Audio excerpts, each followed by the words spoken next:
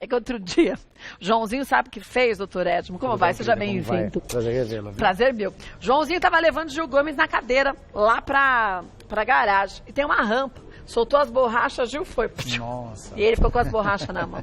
Ainda bem que o Gil tá bem, né? Sobreviveu. Tá forte. Ah, tá ótimo. Bom, hoje o doutor Edmo Atic Gabriel, que é cardiologista, vai falar com a gente sobre coração cansado. E, gente, não tem nada a ver com paixão, com amor, que a pessoa, tô cansado, tanto sofrer. Não é nada de drama, é doença mesmo, né? Sim, problema sério mesmo, né? Problema sério que normalmente as pessoas sabem dos sintomas, doutor Edmo, ou não? Às vezes elas não reconhecem, Não né, reconhecem, Kátia? né? Algumas vezes um pouco de cansaço, uma batedeira pode ser um sinal de alerta.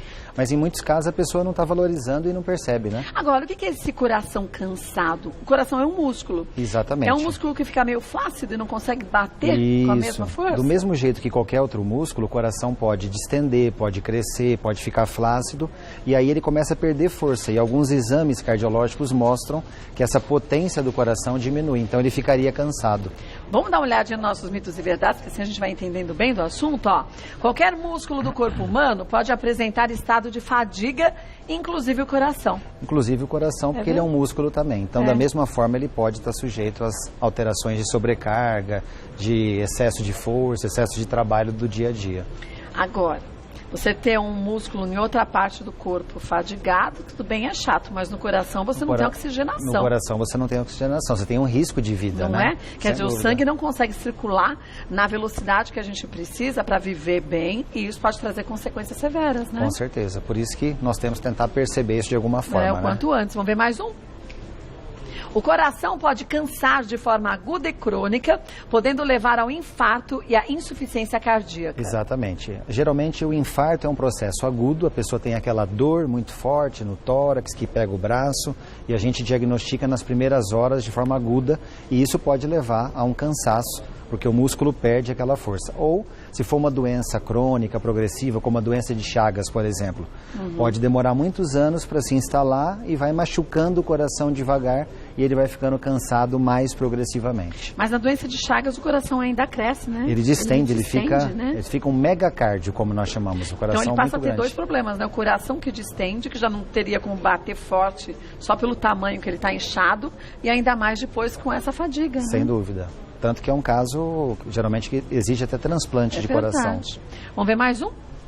O infarto do coração pode gerar um cansaço crônico. Não, normalmente o infarto é um processo agudo, então seria um mito. O infarto é uma doença aguda e o cansaço decorrente do infarto é naquele momento. A pessoa começa a perder fôlego, fica cansada, começa a ficar limitada e aí a gente acaba fazendo o diagnóstico se a pessoa procurar o serviço de emergência rápido, né? Agora, o problema do infarto é que onde tem aquele problema, aquele sanguinho, morre aquela parte do coração. Isso, aquele segmento. É como se a gente ficasse com o coração empedrado, né? Exatamente. Você imagina vários segmentos, alguns ficam sem vida, necróticos, como nós chamamos. E aí, se o restante conseguir compensar, ainda dá. Se não conseguir, a pessoa sente mais cansaço ainda e, às vezes, como eu falei, precisa até de um transplante ou uma cirurgia de urgência, alguma coisa. Então, tem que ficar atento a como prevenir, gente, principalmente esses problemas todos, né? Vamos ver mais um? Somente idosos têm doenças cardiovasculares? Não existe nenhuma faixa etária que esteja isenta, né? Os jovens também podem ter. Claro que de acordo com a faixa etária a gente tem diferentes doenças mais prevalentes, mas ninguém está isento.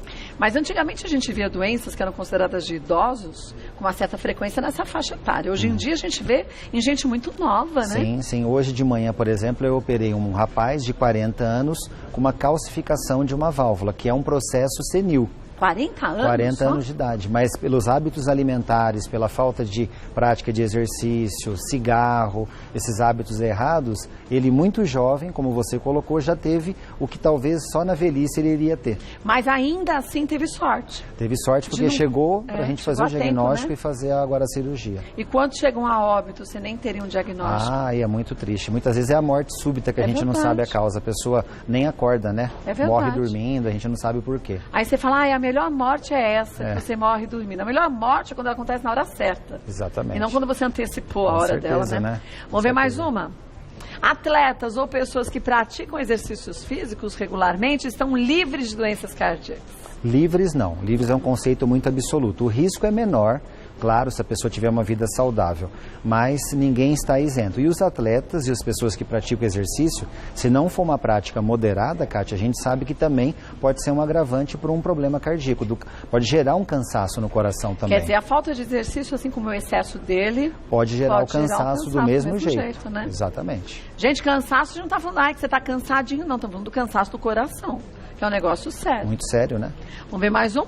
A prevenção do coração cansado é unicamente medicamentosa. Não, isso é um mito, é por hábitos também. A primeira coisa é mudar os hábitos. Se a pessoa fuma, se a pessoa come errado, se a pessoa tem hábitos de beber, de comer gordura, não adianta ela simplesmente tomar remédio. Ela tem que mudar os hábitos de vida em concomitância com o uso eventual de algum remédio. Mas não só remédio, né? Mas é um médico que vai esclarecer o médico que vai poder feito, né? identificar os fatores de risco mais importantes e tentar eliminá-los. A hereditariedade conta no coração? A hereditariedade conta muito, porque esse é um fator que a gente não controla. Você tem que conhecer bem o histórico familiar para poder dimensionar se aquela pessoa tem uma genética favorável ou muitas vezes desfavorável. Vamos ver mais um?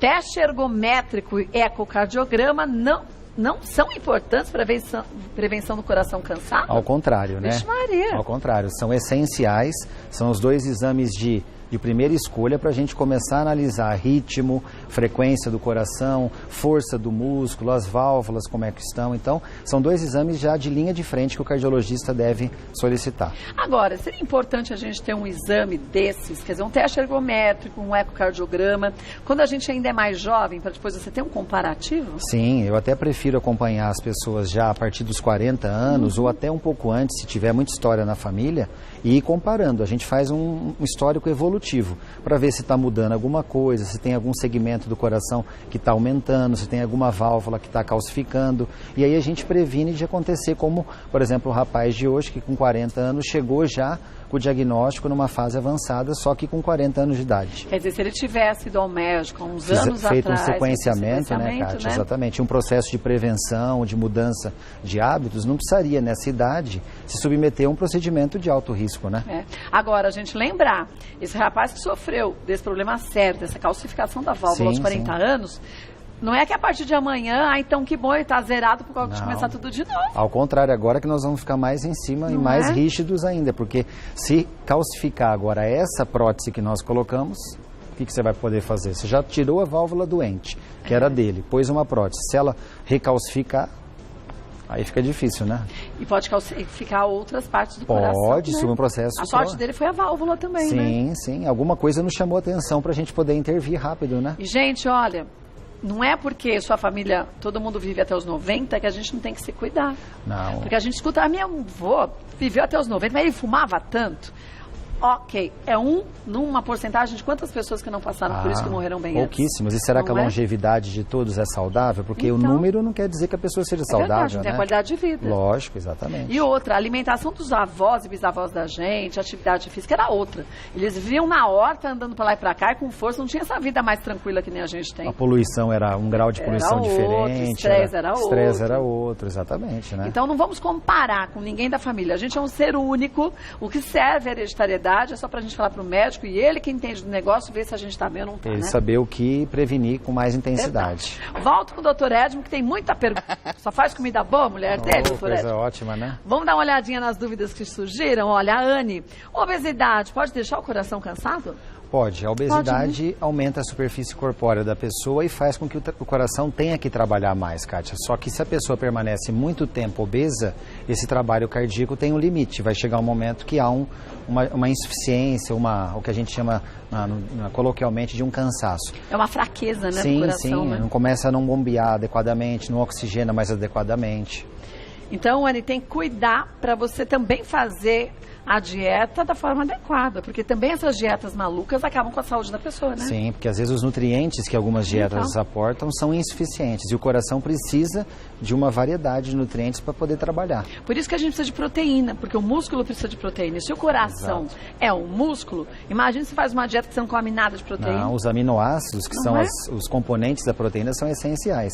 E aí vem magnésio e tantas coisas que a gente Sim, precisa, os eletrólitos, né? O próprio ômega, que é muito interessante, alguns antioxidantes antioxidantes que ajudam no trabalho cardíaco, né? Então, a boa dieta para redução do peso é aquela que o médico também te orienta de acordo com a tua necessidade, né? Exatamente. Vamos ver mais uma. Carla, tenho 33 anos, venho de uma família com histórico de doenças no coração.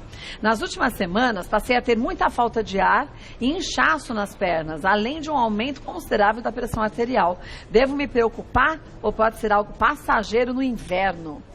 A gente não deve subestimar, não dá para atribuir ao inverno só. Ela está tendo uma retenção líquida, correto? E isso aumenta a pressão, isso incha as pernas e pode justificar o cansaço. Então ela deveria procurar o cardiologista, sobretudo porque ela tem histórico familiar, né, Kátia?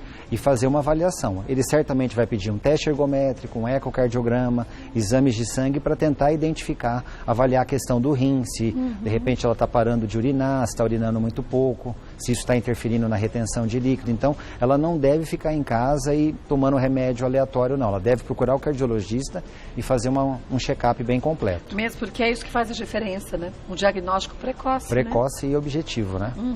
Então, Carla, busca uma orientação médica, tá? Vamos ver mais um? Camila, crises rotineiras de asma, pode deixar o coração cansado? Podem. Isso é uma coisa muito importante, Kátia. Inclusive, eu já vou até aproveitar, não só a crise rotineira de asma, como a pessoa que tem a apneia do sono, que fica roncando, ou que fica tendo falta de ar, respira mal. A asma e a própria apneia do sono são situações de sobrecarga respiratória, mas que impactam o coração. Então, com o tempo, a pessoa se torna hipertensa, a pessoa começa a ter dilatação do coração e ela pode evoluir para um coração cansado. Então tem que curar. Tem que tratar e controlar a asma para que não haja essa repercussão no coração. E curar outras doenças que a gente possa ter. A gente acha que não tem uma coisa ligada à outra, né? Com certeza. Porque a asma a gente leigo nem imaginaria que teria alguma coisa a ver, né? Alguma consequência para o coração, né? Outra situação, por exemplo, como você colocou, o hipotiroidismo, que é uma redução do funcionamento da tireoide, pode dar coração cansado. Então. E não é um problema direto do coração, é secundariamente atingido o coração. É que o nosso corpo é uma máquina tão perfeita que uma engrenagem está com defeito, acaba... Interconecta com tudo, né? Intercedendo em tudo, né? Então, Camila, busque uma orientação do seu médico, tá? Vamos ver mais uma. Ellen, é verdade que pessoas que têm doenças cardiovasculares não podem consumir carne de porco? Não precisaria ser radical. Poder consumir, podem, só que a gente tem que ter certeza de que a carne está bem grelhada, bem seca cozida, né? E sem gordura. Agora, de uma forma geral, é claro que toucinho, bacon, torresmo, que são oriundos do porco, a gente procura evitar. Então é muito perigoso você falar, não, você pode consumir carne de porco. E a pessoa só come bacon, né? Eu tomo muito cuidado, Kátia. Eu prefiro até falar, olha, não pode, mas assim, em termos teóricos, não é uma questão absoluta. A pessoa pode, desde que ela coma alguma coisa do porco que seja magra. Porque também não adianta comer o frango e você come toda a pele do frango. Exato, você falou muito bem. A pele tem tanta gordura, então é preferível comer um pedaço do porco que não tenha aquela lombo, capa gordurosa. Exemplo, o lombo, a picanha do porco que é magra, o peito do porco é magro. Na verdade, gente, a gente sabe, né? É que às vezes a gente faz os sons. É que a gente quer comer aquela carne gordurosa, né? E aí você fala assim, mas é só uma pelezinha do frango, uma pele fininha, o que vai fazer mal? Faz mal. Faz mal, sim. E principalmente o hábito de se consumir, porque aí você faz o frango frito, aí come a pele. A pessoa não vai comer isso de vez em quando, ela torna isso um hábito, né? Esse é o problema. Os americanos que no café da manhã comem aquelas tiras gigantes de bacon com linguiça, com um monte de coisa. Você fala, gente... Ovo, todo aquele conteúdo alto de colesterol, né? E os embutidos, e aí a gente pega em todos os aumentos. Por isso que eles têm obesidade mórbida e um risco de problemas cardíacos, né? Maior do que a média, né? Verdade. Ellen, então, conversa com o seu médico, mas o problema não é a sua carne de porco, como o doutor Edmo falou, é o tal da gordura, né? Vamos ver mais um? Joyce, bebidas alcoólicas e energéticos podem induzir algum problema cardíaco? Podem, porque essa soma energética e bebida alcoólica resulta numa sobrecarga. O coração fica mais excitado, ele começa a bater mais forte, mais palpitação, pressão alta, a pressão descontrola, então essa soma pode levar a uma sobrecarga e o coração vai ficando cansado. Inclusive, ele pode ficar agudamente. Se a pessoa tiver uma overdose de medicação ou de um energético ou de uma droga ilícita, por exemplo, ele pode cursar com cansaço agudo. E a gente, infelizmente, vê isso acontecendo nessas baladas que muitos jovens pessoas mais jovens, né? E aí você fala, gente jovem, 15, 17, 18, 19 anos, que tomam bebida alcoólica, com energético e drogas aí, cada hora tem uma nova diferente. Sem dúvida. E aí acabam tendo ataque cardíaco. Aí fala assim, foi um ataque cardíaco, não foi isso, né? Ocorre aquela morte súbita e aí não se encontra a causa, mas a causa está muito bem estabelecida, né? Quer dizer, levou o coração ao máximo. Ao pico de trabalho. Quase que explodiu. Exatamente. Né? O coração ele tem um limite de trabalho como qualquer máquina. Sim. Então nós não podemos querer testar esse limite ou extrapolar esse limite. Mesmo porque vai testar, pode ser que você teste uma vez só. E não dê a segunda vez, né? É. Vamos ver mais uma? Helena, como estou com a pressão muito alta e batimentos elevados, meu médico solicitou que eu faça a cintilografia do miocárdio. Através desse exame, dá para identificar qualquer problema cardíaco? Há algum risco ou efeito colateral? O que é a cintilografia? A cintilografia é um exame de medicina nuclear que usa um contraste, que é injetado numa veia, e a gente consegue ver se o coração tem alguma área que há isquemia, ou seja, se existe algum segmento do coração onde não há fluxo sanguíneo. E traz algum risco para ela fazer? O risco da cintilografia é a rejeição ao contraste, uma espécie de uma alergia, e aí ela tem que conhecer bem o organismo dela. Se ela tiver alergia a alimentos, a medicamentos, ela tem que saber que tipo de alergia para que não se use nenhum contraste que possa induzir essa alergia. Agora, eu queria ressaltar que a cintilografia nesse caso, Kátia, é um dos exames, mas se a pressão dela está alta, os batimentos elevados, ela deveria também fazer outros exames para pesquisar fundamentalmente isso. E não só a cintilografia, não só a cintilografia, né? Porque há exames mais específicos para avaliar por que os batimentos estão elevados. E aí cabe uma segunda opinião médica, né? Sim, sim. E as pessoas não têm que ter medo disso, ficam constrangidas. Você fala, gente, não quer dizer que aquele profissional seja um péssimo profissional, mas talvez ele não esteja tão atualizado quanto outros médicos, sabendo o que pode ser feito. Então, uma opinião segunda, terceira, é super importante, é a vida da gente, né? E aí, de repente, definir melhor o que ela tem, estabelecer melhor esse diagnóstico e aí saber que exames pedir, né? É verdade. Então, Helena, busque uma orientação de outro médico, né? Depois você checa direitinho, fala que você assistiu aqui e que você queria saber direitinho os medicamentos os exames, e pergunte tudo, gente. Leva anotadinho. Toma esse medicamento, que às vezes você vai no médico e acha que um medicamento não tem nada a ver com o outro. Pra que eu vou falar que toma? E os dois são incompatíveis. E a hora que ela relata isso pro médico, a gente encontra uma razão para manter ou para justificar alguma coisa, né? A gente falou de hipotireoidismo, não tem gente que está com o remédio descontrolado, dá taquicardia? Sim, com certeza. Dá um aperto no peito, acha que está tendo infarto. Dá uma sensação semelhante ao infarto, né? E não é nada disso, E não é o né? infarto propriamente dito. Então converse com o seu médico, gente, e essa relação de médico-paciente tem que ser de extrema confiança. E não importa se é particular, se é convênio, se é do SUS. Ué, aí você fala, mas aí é tão difícil. Nada é tão difícil desde que a gente queira. Então vai atrás de um médico, vai no outro postinho, vai no outro, mas faça valer. E ninguém faz um favor, porque você paga.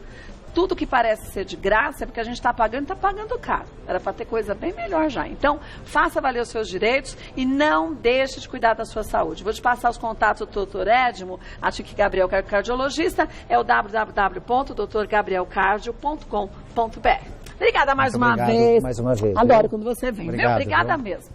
Viu que beleza?